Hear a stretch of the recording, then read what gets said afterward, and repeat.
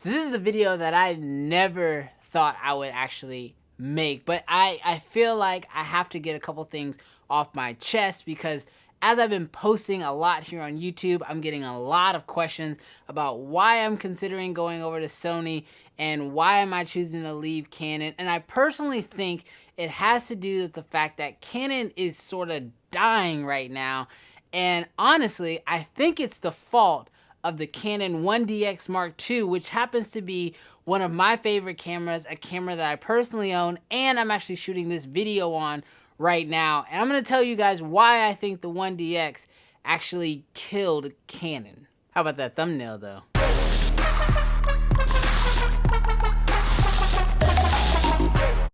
What's good, creative fan? Brandon Washington here. First of all, if you're brand new to the channel and you've never checked out one of my videos before, this channel is all about filmmaking, gear, tips, and tutorials. So definitely consider hitting that subscribe button because you're not going to want to miss all the videos that I have coming out on this channel. Recently, I started posting daily, Monday through Friday, which definitely is not an easy task whatsoever, but it's a way for me to continuously create and get content out to you guys. So definitely hit subscribe because I've got an awesome one coming for you guys tomorrow as well. But with that being said, today we're talking about Canon and why so many filmmakers, YouTubers, creators, whatever, are starting to switch away from Canon and go to other platforms. Now, I am a Canon 1DX Mark II owner, but I have been a Canon owner for the past 6+ years. Like, my first camera was actually the Canon T2i, and basically I went from the T2i to the T3i to the 60D, then to the 80D, and then I made a giant jump on up to the 1DX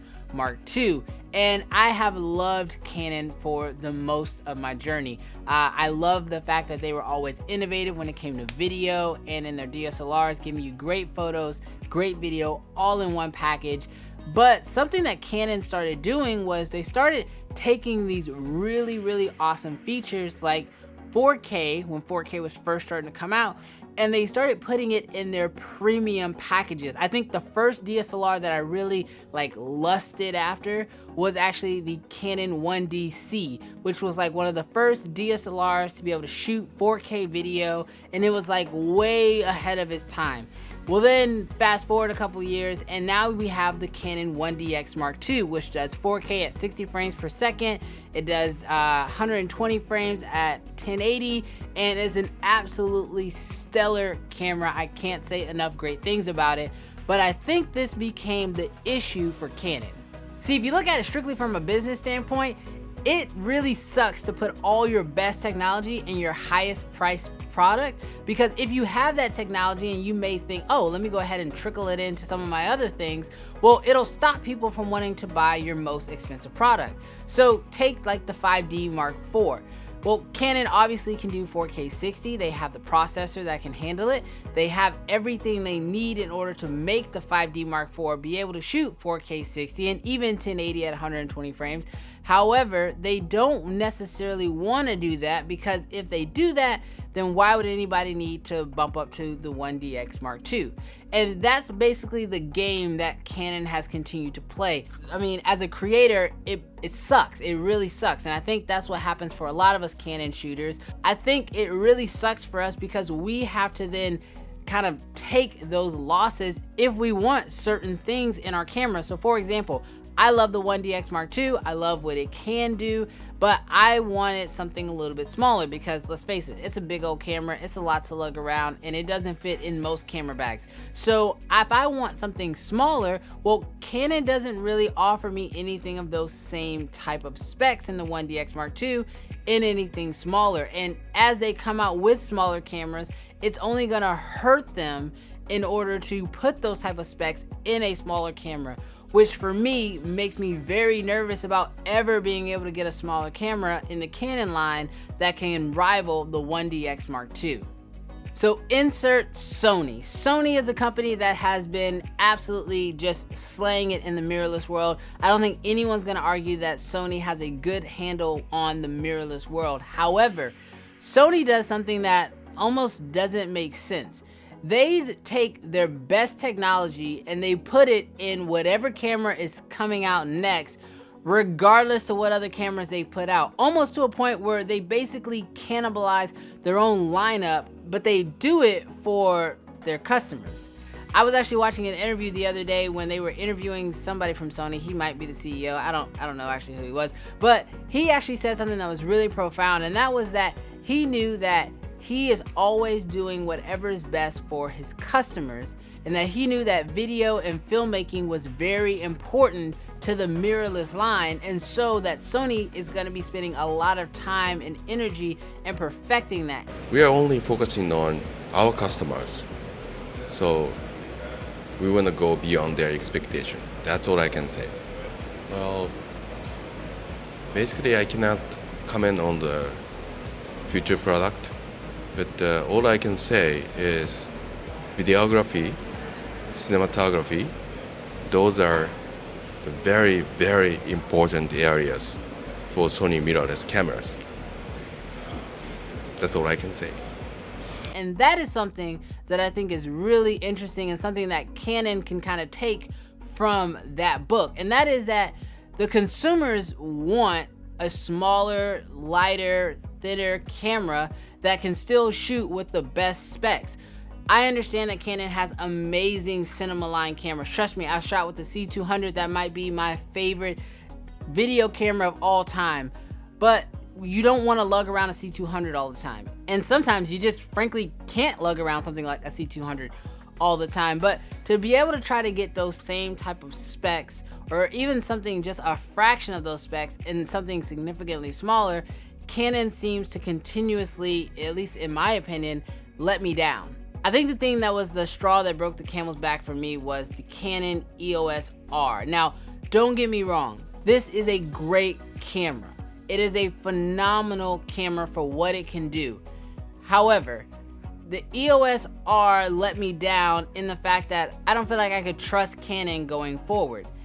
Again, I love Canon, so don't rip me apart in the comments or whatever, but when the EOS R came out and the specs were so lackluster, it got me to a point where I thought that, well, Canon's not gonna give us what we're looking for. Canon's not gonna give me what I want. So I had no choice but to look elsewhere, which landed me on Sony. It's one of those situations where you can't bet on the horse, you have to bet on the jockey. And when I look at Canon's lineup and what Canon has done, and just watching what they've done, whether that was the M50 having terrible 4K specs and basically them saying that they limited what that camera can do, knowing that a better version was coming out, and then when the EOS R came out, them saying that this actually isn't an upgrade, this is just an addition to their lineup. I want to be very clear right from the start. We kept the name EOS for a reason. EOS R is an addition to the Canon EOS system, not a replacement. So while the EOS R system in many ways is a break from tradition, it does not replace any cameras or lenses currently in the Canon EOS lineup. In fact, it will give you new ways to push the limits of current Canon EF and EFS lenses. It basically left me with this sour taste in my mouth where if I were to buy the EOS R, I would constantly be waiting for that next Canon that could possibly give me what I'm looking for. But there's already a camera out that does what I'm looking for. So in comes the Sony A7 III. Now, for the longest time, I basically was against Sony because I had this crazy idea that I had to shoot with Canon. But realistically, I shoot with whatever tool works best. I mean, I've shot entire videos on GoPros, I've shot entire videos on Canons, I've shot videos on Red, and now I'm shooting videos on Sony. And the truth is that it doesn't matter what brand I go with, that it's all about what can allow me to do the job. And that is the one thing that I know I struggled with the most. I had this ridiculous brand loyalty to a specific brand, which I don't think any creator should have a specific brand loyalty unless you are somehow getting paid by that brand. But outside of that, you should really be looking for whatever tool allows you to do the job, regardless. Now, sometimes that might be Canon, sometimes that might be Sony.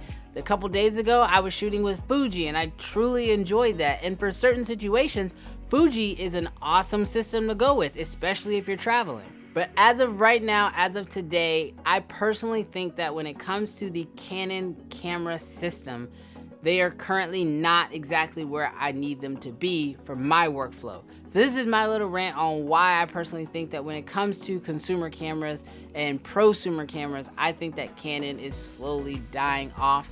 But honestly, it doesn't matter what Canon does. It's all about whatever system I need in order to do my craft. And at this point, that is shooting on Sony and also continuously shooting on Canon. As I said at the beginning of this video, I still love the 1DX Mark II. I think it is a phenomenal camera. There might not be a better prosumer camera out there. However, it is big, it is bulky, and it's not the best tool to go with at all times. So for this reason, you guys are gonna see on this channel that from time to time, I'm gonna be shooting on the 1DX Mark II.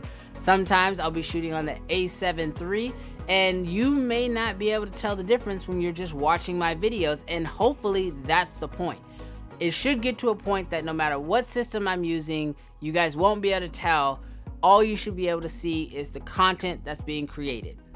And so for those of you who have been wondering and asking me, yes, I officially unboxed my Sony A7 III, and I will be keeping it and I will be shooting on it. I did pick up this little Sigma adapter, and I found out that it works phenomenally well with my Sigma lenses already, so just made that process 10 times easier. But for all of you guys who have been leaving me comments asking me these questions, that's my answer. If you have additional questions, leave those in the comments. If you just want to tell me how wrong I am, or if you want to fight about it, fight in the comments. I'm cool with that too. As long as you're not ugly and rude to other people in the comments, I won't bother those comments. But thank you guys so much for checking out this video. If you have any additional questions, let me know. Hit that subscribe button if you haven't already, because like I said, this channel is all about filmmaking gear, tips, and tutorials, and I've been uploading videos daily over the last 2 weeks. Yesterday I actually released a video on that Fuji X-T3 that I told you guys I was shooting about, so definitely make sure you check out that video, and I'll catch you guys in the next one. Peace.